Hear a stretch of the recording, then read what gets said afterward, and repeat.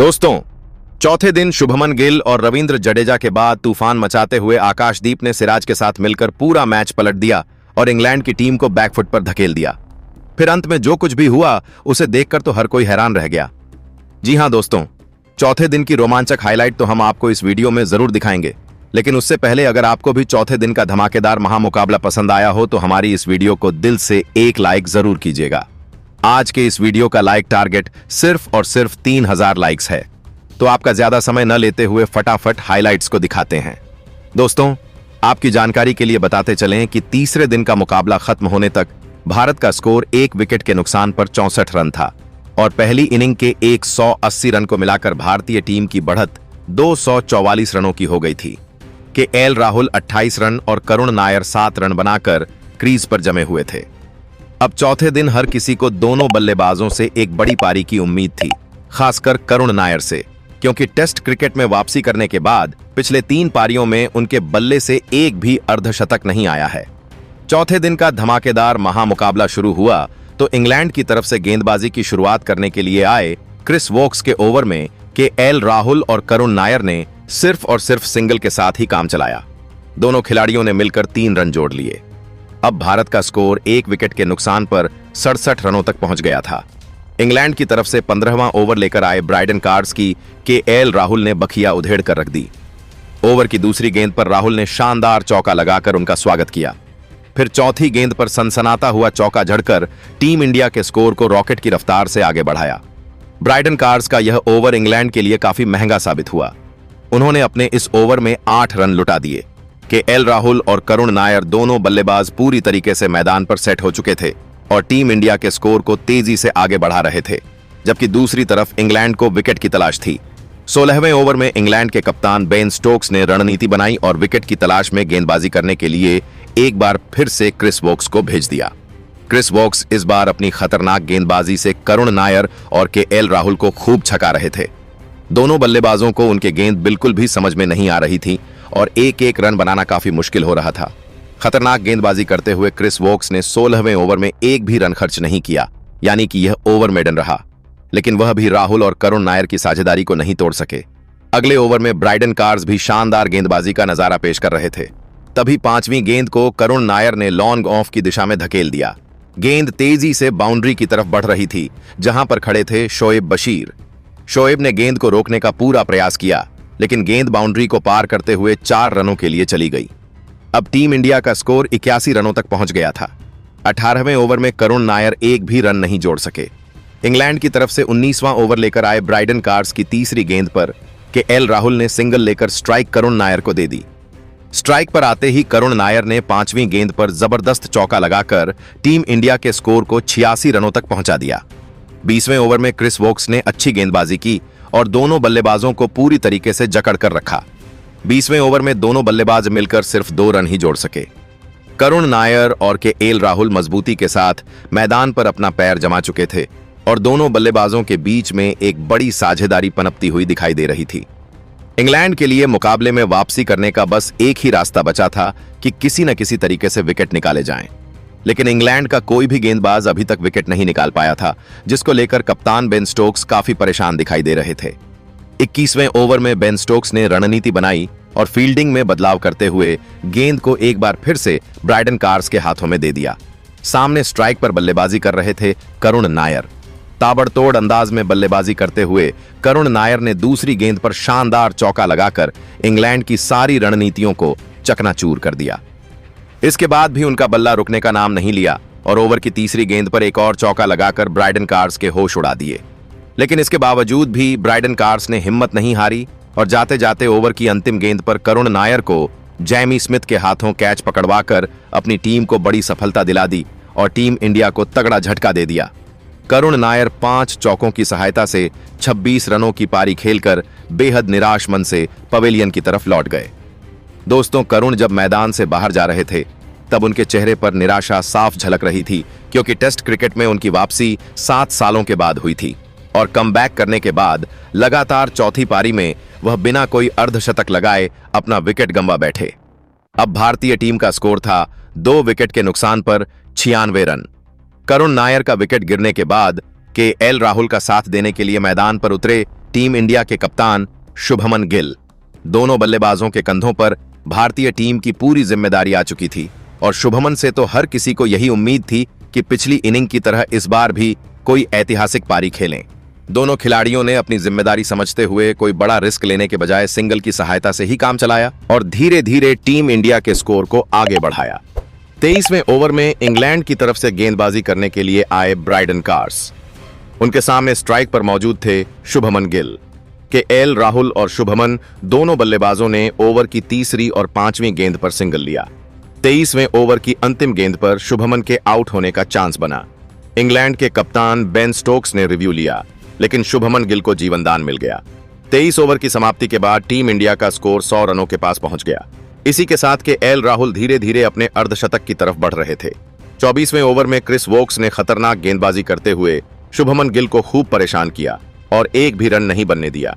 25वें over में England के कप्तान बेन स्टोक्स ने ब्राइडन कार्स के ऊपर भरोसा जताया और विकेट की तलाश में गेंदबाजी करने के लिए गेंद को उनके हाथों में थमा दिया। ओवर की शुरुआती 2 गेंदों पर केएल राहुल को एक भी रन नहीं मिल सका, लेकिन तीसरी गेंद पर उन्होंने जबरदस्त चौका लगा दिया। अब वह अपने अर्धशतक से सिर्फ 4 रन ही दूर थे। 26वें ओवर में शुभमन गिल ने भी एक शानदार चौका लेग साइड की दिशा में लगाया, जहां एक छोर से केएल राहुल तेजी से रन बटोरते हुए टीम इंडिया के स्कोर को आगे बढ़ा रहे थे, वहीं दूसरी तरफ शुभमन गिल भी कंधे से कंधा मिलाकर उनका भरपूर साथ दे रहे थे, जबकि इंग्लैंड की टीम को विकेट की तलाश थी। 28वें ओवर में इंग्लैंड के कप्तान बेन स्टोक्स ने गेंदबाजी में बदलाव किया और इस बार बॉलिंग करने के लिए जोश टंग को बुला लिया। ओवर की शुरुआती 3 गेंदों में केएल राहुल और शुभमन ने सिंगल लिया। फिर चौथी गेंद को राहुल ने ऑफ साइड की दिशा में धकेल दिया और चीते की रफ्तार से दौड़कर 3 रन बटोर लिए। इसी के साथ केएल राहुल ने तूफानी अर्धशतक भी ठोक दिया। केएल राहुल के टेस्ट करियर का यह 18वां अर्धशतक था और उन्होंने एक बार फिर से बता दिया कि वह टीम इंडिया के लिए मुश्किल समय में भी रन बनाने की क्षमता रखते हैं। राहुल का यह अर्धशतक ऐसे समय में आया जब एक छोर से टीम इंडिया के 2 बल्लेबाज यशस्वी जायसवाल और करुण नायर का विकेट गिर गया था। उन्होंने बल्ले को हवा में लहराकर इस मोमेंट का सेलिब्रेशन किया। इसके बाद अगली गेंद को शुभमन गिल ने चौके में तब्दील कर दिया। दोनों बल्लेबाजों ने मिलकर जोश टंग के इस ओवर से 10 रन जोड़ लिए। इस तरीके से टीम इंडिया का स्कोर 2 विकेट के नुकसान पर 119 रनों तक पहुंच गया था। 29वें ओवर में इंग्लैंड की तरफ से गेंदबाजी करने के लिए खुद कप्तान बेन स्टोक्स आ चुके थे, लेकिन केएल राहुल और शुभमन गिल का बल्ला रुकने का नाम नहीं लिया और ताबड़तोड़ अंदाज में बल्लेबाजी करते हुए दोनों खिलाड़ियों ने बेन स्टोक्स के इस ओवर से 7 रन जोड़ डाले। 30वें ओवर में इंग्लैंड के कप्तान बेन स्टोक्स ने विकेट की तलाश में बॉलिंग अटैक पर एक बार फिर से जोश टंग को लगाया और इस बार जोश टंग ने उम्मीदों पर खरा उतरते हुए पहली ही गेंद पर केएल राहुल के स्टंप उखाड़ दिए। इस तरीके से केएल राहुल की तूफानी पारी का अंत हुआ। अपनी इस पारी के दौरान राहुल 10 चौकों की मदद से 55 रनों की पारी खेलकर वापस लौट गए और भारतीय टीम को तीसरा झटका 126 रनों के स्कोर पर लग गया। भारतीय टीम का तीसरा विकेट गिरने के बाद शुभमन गिल का साथ देने के लिए मैदान पर विकेटकीपर बल्लेबाज ऋषभ पंत उतरे। ऋषभ पंत के चेहरे पर विकेट गिरने का दबाव बिल्कुल भी नहीं दिख रहा था। उन्होंने आते ही जबरदस्त चौका लगाकर अपना खाता खोला। इसके बाद अगली गेंद पर गगनचुंबी छक्का लगाकर टीम इंडिया के स्कोर को रॉकेट की रफ्तार से आगे बढ़ाया। जोश टंग ने अपने इस ओवर में 10 रन जरूर खर्च किए, लेकिन केएल राहुल के रूप में इंग्लैंड को बड़ी सफलता भी दिलाई। अब भारतीय टीम का स्कोर 3 विकेट के नुकसान पर 136 रन। 31वें ओवर में इंग्लैंड की तरफ से बेन स्टोक्स ने गेंदबाजी की, जहां पर ऋषभ पंत और शुभमन गिल ने मिलकर 6 रन जोड़ डाले, जिसमें शुभमन का एक चौका भी शामिल था। 32वें ओवर में ऋषभ पंत ने तूफान मचाकर रख दिया, जहां पर इंग्लैंड की तरफ से गेंदबाजी कर रहे थे जोश टंग। तांडव मचाते हुए पंत ने ओवर की पहली गेंद पर जबरदस्त चौका लगाया। इसके बाद 5वीं गेंद पर सनसनाता हुआ चौका लगाकर इंग्लैंड की टीम में हाहाकार मचाकर रख दिया। 33वें ओवर में इंग्लैंड के बॉलिंग स्पेल में बदलाव देखने को मिला और इस बार बेन स्टोक्स ने विकेट की तलाश में स्पिनर शोएब बशीर के हाथों में गेंद को दे दिया। उनके सामने स्ट्राइक पर मौजूद थे शुभमन गिल। ओवर की पहली गेंद पर शुभमन ने सिंगल लेकर स्ट्राइक पंत को दे दी और जैसे ही स्ट्राइक पंत के पास आई, उन्होंने तो तूफान ला दिया। ओवर की दूसरी गेंद को पंत ने लेग साइड की दिशा में धकेला और गेंद तेजी से बाउंड्री को पार करते हुए 4 रनों के लिए चली गई। इसके बाद चौथी गेंद पर एक और जबरदस्त चौका लगाकर शोएब बशीर की धज्जियां उड़ाकर रख दी। मुकाबला आगे बढ़ता गया और दोनों बल्लेबाजों का तूफान जारी रहा। जहां एक तरफ ऋषभ पंत हर ओवर में बाउंड्री लगा रहे थे। वहीं दूसरी तरफ शुभमन गिल भी उनका भरपूर साथ दे रहे थे। ऐसा लग रहा था कि दोनों खिलाड़ी मिलकर आज भारतीय टीम के स्कोर को आसानी से 500 रनों तक तो पहुंचा ही सकते हैं। इंग्लैंड के कप्तान बेन स्टोक्स ने अपने हर गेंदबाज को आजमा लिया, यहां तक कि शोएब बशीर से भी गेंदबाजी कराई, लेकिन इसका कोई भी फायदा नहीं हुआ और दोनों बल्लेबाजों ने मिलकर इंग्लैंड के गेंदबाजों की खूब धुनाई की। जबरदस्त बल्लेबाजी करते हुए शुभमन गिल और ऋषभ पंत ने टीम इंडिया के स्कोर को 177 रनों तक पहुंचा दिया। इसी के साथ लंच ब्रेक हो गया। लंच के बाद दूसरा सेशन शुरू हुआ तो इंग्लैंड की तरफ से गेंदबाजी करने के लिए आए शोएब बशीर की पहली ही गेंद पर ऋषभ पंत ने चौका जड़ दिया। इंग्लैंड की तरफ से 40वां ओवर लेकर आए जोश टंग, लेकिन इस बार शुभमन गिल ने उनकी धज्जियां उड़ाकर रख दी। ओवर की तीसरी गेंद पर शुभमन ने मिड विकेट के ऊपर से तगड़ा छक्का लगाकर जोश टंग के होश उड़ा दिए। फिर अगली गेंद को चौके में तब्दील कर दिया। इसके बाद भी उनका बल्ला रुकने का नाम नहीं लिया और ताबड़तोड़ अंदाज में बल्लेबाजी करते हुए 5वीं गेंद पर एक और जबरदस्त चौका लगाकर जोश टंग को खून के आंसू रोने के लिए मजबूर कर दिया। जोश टंग की धुनाई करते हुए शुभमन गिल ने अकेले इस ओवर में 14 रन ठोक डाले। 40 ओवर में टीम इंडिया का स्कोर 3 विकेट के नुकसान पर 197 रनों तक पहुंच गया था। वहीं ऋषभ पंत को अपना अर्धशतक पूरा करने के लिए सिर्फ 4 रनों की जरूरत थी। 41वें ओवर में इंग्लैंड के कप्तान बेन स्टोक्स ने शोएब बशीर के ऊपर भरोसा जताया और गेंद को उनके हाथों में दे दिया। शोएब ने इस बार खतरनाक गेंदबाजी करते हुए पंत और शुभमन को खूब परेशान किया। इसके बाद इंग्लैंड की तरफ से 42वां ओवर लेकर आए जोश टंग। ओवर की दूसरी ही गेंद पर शुभमन गिल ने ऑफ स्टंप के ऊपर से सनसनाता हुआ छक्का लगाकर टीम इंडिया के स्कोर को रॉकेट की रफ्तार से आगे बढ़ाया। इसी के साथ वह अपने अर्धशतक के बेहद करीब पहुंच गए। अगली 2 गेंदों पर दोनों बल्लेबाजों ने सिंगल लिया। ओवर की 5वीं गेंद पर शुभमन ने शानदार चौका लगाकर तूफानी अर्धशतक ठोक दिया। शुभमन ने अपना यह अर्धशतक 6 चौकों और 2 छक्कों की सहायता से पूरा किया। 43वें ओवर में शोएब बशीर ने शानदार गेंदबाजी की और सिर्फ 2 रन ही बनने दिए। ऋषभ पंत अभी भी अपने अर्धशतक से 1 रन दूर थे। 44वें ओवर की तीसरी गेंद पर पंत ने सिंगल चुरा लिया।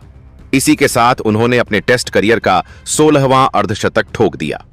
अर्धशतक पूरा करने के बाद वह और भी ज्यादा आक्रामक हो गए और 5वीं गेंद पर लेग साइड की दिशा में 57 मीटर का लंबा छक्का लगाकर टीम इंडिया के स्कोर को रॉकेट की रफ्तार से आगे बढ़ाया। इसी के साथ भारतीय टीम की बढ़त 400 से भी ज्यादा रनों की हो गई। 45वें ओवर में भी पंत का बल्ला रुकने का नाम नहीं लिया और उन्होंने एक शानदार चौका लगाया। ऋषभ पंत और शुभमन गिल का बल्ला जमकर गरज रहा था। खासकर ऋषभ पंत की बल्लेबाजी को देखकर तो ऐसा लग रहा था कि आज वह इंग्लैंड के गेंदबाजों से किसी बात का बदला ले रहे हों। हर ओवर में वह बाउंड्री लगा रहे थे और दोनों बल्लेबाजों के बीच में 100 से भी ज्यादा रनों की साझेदारी हो चुकी थी। 47वें ओवर में इंग्लैंड के कप्तान बेन स्टोक्स ने रणनीति बनाई और विकेट की तलाश में गेंद को एक बार फिर से शोएब बशीर के हाथों में थमा दिया।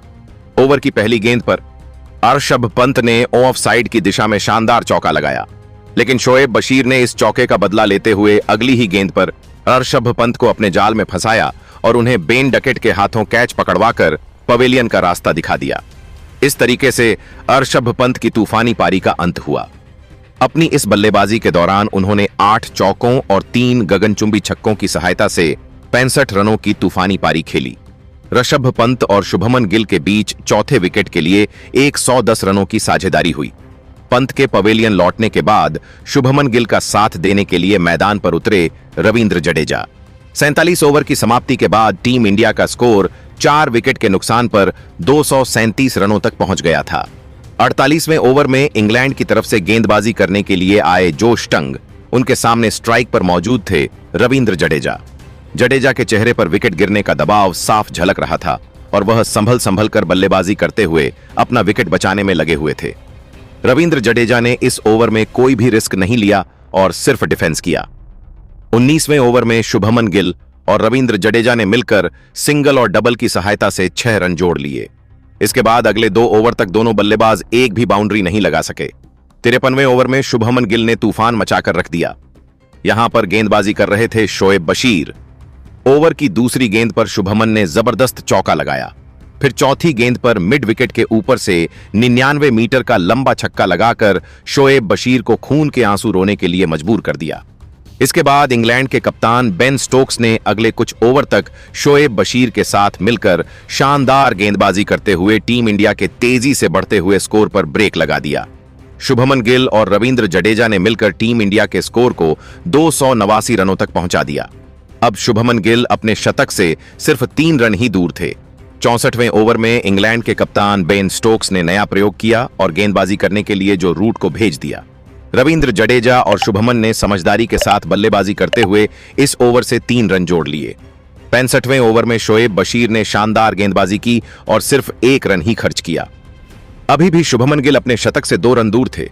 67वें ओवर की तीसरी गेंद पर शुभमन गिल ने तेजी से दौड़कर 1 रन चुरा लिया। इसी के साथ उन्होंने अपने टेस्ट करियर का 8वां शतक ठोक दिया। गिल ने बल्ले को हवा में लहराकर इस मोमेंट का सेलिब्रेशन किया और दर्शकों का भी अभिवादन किया। दूसरा सेशन खत्म होने तक टीम इंडिया का स्कोर 4 विकेट के नुकसान पर 304 रन बन चुका था। शुभमन गिल 100 रन और रविंद्र जडेजा 25 रन बनाकर मैदान पर डटे हुए थे। लेकिन दोस्तों, अब आपको क्या लगता है? दोस्तों, टी ब्रेक के बाद जब तीसरा सेशन शुरू हुआ तो रविंद्र जडेजा और शुभमन गिल और भी ज्यादा आक्रामक होते चले गए। दोनों बल्लेबाजों ने ऐसी आंधी लाई कि उनके सामने इंग्लैंड के बड़े बड़े दिग्गज गेंदबाज शोएब बशीर से लेकर क्रिस वोक्स, यहां तक कि बेन स्टोक्स भी घुटने टेकते हुए नजर आए। तीसरा सेशन शुरू हुआ तो इंग्लैंड की तरफ से बॉलिंग करने के लिए आए शोएब बशीर, उनके सामने स्ट्राइक पर थे रविंद्र जडेजा। ओवर की दूसरी ही गेंद पर जडेजा ने गगनचुंबी छक्का लगाकर टीम इंडिया के स्कोर को तेजी से आगे बढ़ाया। अगला ओवर लेकर आए क्रिस वोक्स और यहां पर शुभमन गिल ने टेस्ट को तो T20 बनाकर रख दिया। ताबड़तोड़ अंदाज में बल्लेबाजी करते हुए शुभमन ने पहली गेंद पर छक्का लगाया, फिर दूसरी गेंद को चौके में तब्दील कर दिया। इसके बाद भी उनका बल्ला रुकने का नाम नहीं लिया और तूफान मचाते हुए उन्होंने तीसरी गेंद पर सनसनाता हुआ चौका लगाकर टीम इंडिया के स्कोर को रॉकेट की रफ्तार से आगे बढ़ाया। 71वें ओवर की दूसरी गेंद पर शुभमन ने ऑफ साइड की दिशा में तगड़ा चौका लगाया। अगले 3 ओवर तक दोनों बल्लेबाज कोई बाउंड्री नहीं लगा पाए, लेकिन 75वें ओवर की 5वीं गेंद पर रविंद्र जडेजा ने चौका लगा दिया। 77वें ओवर में इंग्लैंड के कप्तान बेन स्टोक्स ने रणनीति बनाई और जो रूट के हाथों में गेंद को थमा दिया। यहां पर तो रविंद्र जडेजा ने ही उनका काम तमाम कर दिया और तांडव मचाते हुए 2 शानदार चौके लगाए। शुभमन और रविंद्र जडेजा ने मिलकर टीम इंडिया के स्कोर को 359 रनों तक पहुंचा दिया। अब शुभमन गिल और रविंद्र जडेजा ने बल्लेबाजी करने का अंदाज बदला। 78वें ओवर में शुभमन गिल ने लगातार 2 गगनचुंबी छक्के लगाकर इंग्लैंड की टीम में हाहाकार मचाकर रख दिया। शुभमन गिल आज जबरदस्त फॉर्म में दिखाई दे रहे थे। ऐसा लग रहा था कि वह अलग ही मकसद से मैदान पर उतरे हैं। वह लगातार जो रूट को ही निशाना बना रहे थे। 80वें ओवर में इंग्लैंड के कप्तान बेन स्टोक्स ने गेंद को जो रूट के हाथों में थमाया। यहां पर रविंद्र जडेजा और शुभमन ने उनकी इस कदर धुनाई की कि इंग्लैंड के कप्तान बेन स्टोक्स की भी आंखें फटी की फटी रह गईं। जहां एक तरफ रविंद्र जडेजा ने इस ओवर में 1 चौका लगाया तो वहीं शुभमन गिल ने भी तांडव मचाते हुए 1 चौका और एक जबरदस्त छक्का लगाया। इसी के साथ शुभमन के 150 रन भी पूरे हो गए। 82वें ओवर में इंग्लैंड की तरफ से विकेट की तलाश में गेंदबाजी करने के लिए आए शोएब बशीर। ओवर की दूसरी गेंद पर शुभमन ने छक्का लगाया, लेकिन इस छक्के का बदला लेते हुए शोएब बशीर ने 5वीं गेंद पर शुभमन गिल को अपना शिकार बनाया। शुभमन ने छक्का मारने का प्रयास किया और गेंद सीधा शोएब बशीर के हाथों में चली गई। इस तरीके से उनकी तूफानी पारी का अंत हुआ। अपनी इस बल्लेबाजी के दौरान उन्होंने 8 चौकों और 13 छक्कों की सहायता से 161 रनों की धमाकेदार पारी खेली। इसी के साथ शुभमन गिल एक ही टेस्ट मैच में 400 से भी ज्यादा रन बनाने वाले भारत के पहले और दुनिया के 5वें बल्लेबाज बन गए। शुभमन का विकेट गिरने के बाद नीतीश कुमार रेड्डी मैदान पर उतरे, लेकिन आते ही वह गेंद को सीधा जैक क्राली के हाथों में मार बैठे। इसके बाद वॉशिंगटन सुंदर ने मैदान पर उतरते ही एक खतरनाक ऑफ स्टंप के ऊपर से छक्का लगाया और एक चौका भी लगाया। जडेजा और वॉशिंगटन सुंदर ने मिलकर टीम इंडिया के स्कोर को 427 रनों तक पहुंचा दिया। इसी के साथ भारतीय टीम ने पारी घोषित कर दी और पहली इनिंग के 180 रनों को मिलाकर भारतीय टीम ने इंग्लैंड को 608 रनों का लक्ष्य दिया। भारतीय टीम की तरफ से कप्तान शुभमन गिल ने सबसे ज्यादा 161 रन बनाए। वहीं रविंद्र जडेजा ने 69 रन और विकेटकीपर ऋषभ पंत ने 65 रनों का योगदान दिया। इस लक्ष्य को हासिल करने के लिए उतरी इंग्लैंड की तरफ से ओपनिंग करने के लिए 2 विस्फोटक बल्लेबाज जैक क्राली और बेन डकेट की खतरनाक जोड़ी मैदान पर उतरी। दोनों बल्लेबाजों के कंधों पर अपनी टीम को तेज शुरुआत दिलाने की जिम्मेदारी थी। वहीं टीम इंडिया की तरफ से पहले ओवर में गेंदबाजी करने के लिए आए तेज गेंदबाज आकाशदीप शानदार गेंदबाजी का नजारा पेश कर रहे थे। पहले ओवर में उन्होंने एक भी रन नहीं बनने दिया, यानी कि पहला ओवर मेडन रहा। टीम इंडिया की तरफ से दूसरा ओवर लेकर आए मोहम्मद सिराज। उनके सामने स्ट्राइक पर थे बेन डकेट। ओवर की पहली ही गेंद पर डकेट ने चौका लगाकर इंग्लैंड का खाता खोला, फिर अगली गेंद को भी चौके में तब्दील कर दिया। तीसरी गेंद को बेन डकेट ने लॉन्ग ऑफ की दिशा में धकेल दिया और तेजी से दौड़कर 3 रन बटोर लिए। लेकिन इतनी पिटाई के बावजूद मोहम्मद सिराज ने हिम्मत नहीं हारी और शानदार वापसी करते हुए चौथी गेंद पर जैक क्राली को साई सुदर्शन के हाथों कैच पकड़वाकर टीम इंडिया को पहली सफलता दिलाई। जैक क्राली बिना खाता खोले ही पवेलियन लौट गए। इस तरीके से इंग्लैंड को 11 रन के स्कोर पर पहला झटका लग गया। जैक क्राली का विकेट गिरने के बाद बेन डकेट का साथ देने के लिए मैदान पर उतरे ओली पोप। दोनों बल्लेबाजों के कंधों पर इंग्लैंड की पूरी जिम्मेदारी आ चुकी